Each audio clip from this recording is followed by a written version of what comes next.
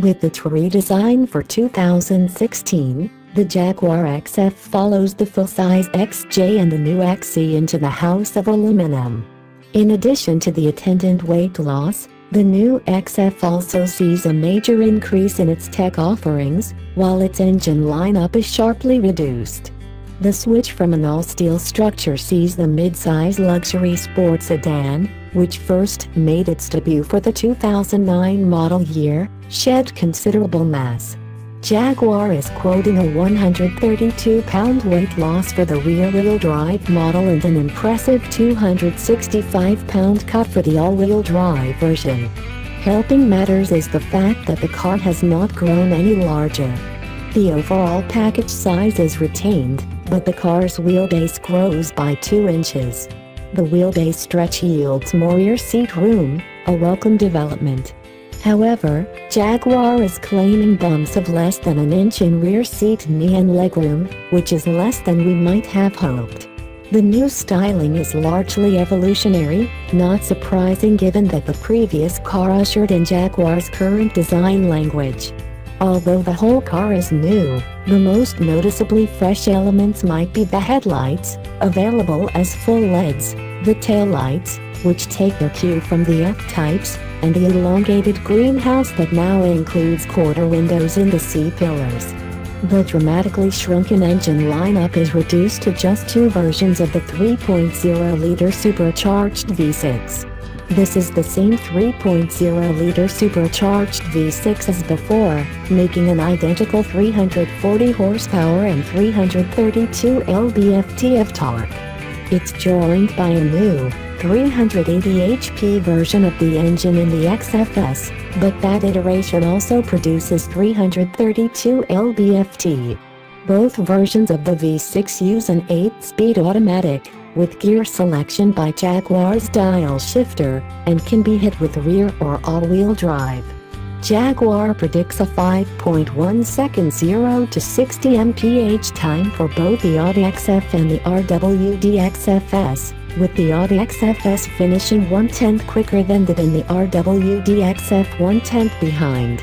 With entry levels at MBUDs now handled by the new XE, the Ford Source 2.0-liter turbocharged 4 does not return, and we can say that we'll miss it. Nor does the 5.0-liter supercharged V8, which in the outgoing car was good for between 470 and 550 horsepower, the latter in the ultra-limited edition XFRS. The next engine to join the lineup for the new XF will be a 2.0-liter turbo diesel, part of JLR's new Ingenium family of engines. It promises highway fuel economy of about 40 miles per gallon but won't come on stream until about 6 months after launch. As on odd versions of the F-Type, the setup here can break an inside wheel to enhance cornering. Both the standard dampers and the optional adaptive dampers have been retuned. When paired with all-wheel drive, the latter includes what Jaguar calls adaptive surface response, which functions as a self-actuating winter mode when slippery road conditions are detected. The active dampers, along with the steering effort, throttle sensitivity, and transmission shift mapping, also can be configured via 3 driver selectable modes. The new XF also pulls on the tech elsewhere. New systems and features include a head-up display, forward collision warning with automated braking, lane keeping assist, enabling brief bouts of hands-free driving, adaptive cruise control that can automatically creep along in stop-and-go traffic, a driver drowsiness monitor, and semi-automated parking, parallel and perpendicular.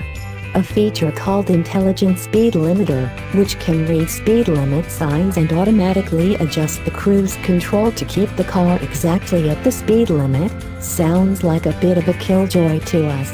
The better news is that Jaguar's slow-acting, much-low touchscreen interface has been junked in favor of a new, larger unit with the grandiose name and Control Touch Pro. Debuting on the new XF, it features a 10.2-inch screen, boasts faster-acting solid-state drive, SSD, map storage, a quad-core processor, and internet-based features. The hardware should hopefully address the main issue we had with the lesser in-control system during our drive of the XE, namely slow responses. Above the XF's basic in-control touch system, Pro adds the bigger screen, an interactive, 360-degree view of nav system destinations, widgets that can provide a shortcut to favorite features, and edge-reckoning functionality that can pinpoint a car's position when a GPS signal is unavailable. While we hope the new system works well, we expect that the new XF will be more rewarding for those drivers who can direct their attention away from the screen. Even at 7 years old, the outgoing XF is one of the best driving cars in the segment, so we have high hopes for this new version.